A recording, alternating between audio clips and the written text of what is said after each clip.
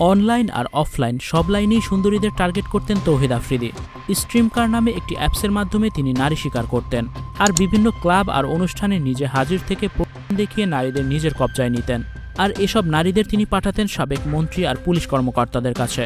বিনিময়ে অনলাইনে রাজত্ব করতেন তৌহিদ আফ্রিদি। একসময় তিনি হয়ে ওঠেন অনলাইন মাফিয়া। সংশ্লিষ্ট সূত্র এসব তথ্য দিয়ে বলেছে, সাবেক স্বরাষ্ট্রমন্ত্রী আসাদুজ্জামান খান কামাল, ডিবির সাবেক প্রধান হারুন আর রশিদের ছত্রছায়ায় কন্টেন্ট ক্রিয়েটর তৌহিদ আফ্রিদি হয়ে ওঠেন অনলাইন মাফিয়া।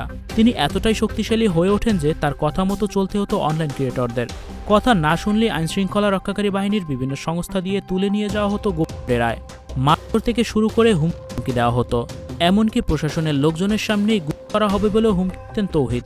এছাড়া ক্ষমতার দাপট দেখিয়ে তিনি অন্তত অর্ধশত তরুণীকে জোরপূর্বক অনেক কাজে বাধ্য করান। আর এই কাজের সঙ্গে থাকতেন আসাদুজ্জামান খান কামালের ছেলে জ্যোতি।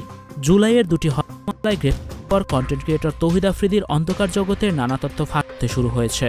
অসংখ্য ভুক্তভোগী নারী পুরুষ তৌহিদ আফ্রিদির অপরাধের নানা সেক্টর নিয়ে মুখ খুলেছেন।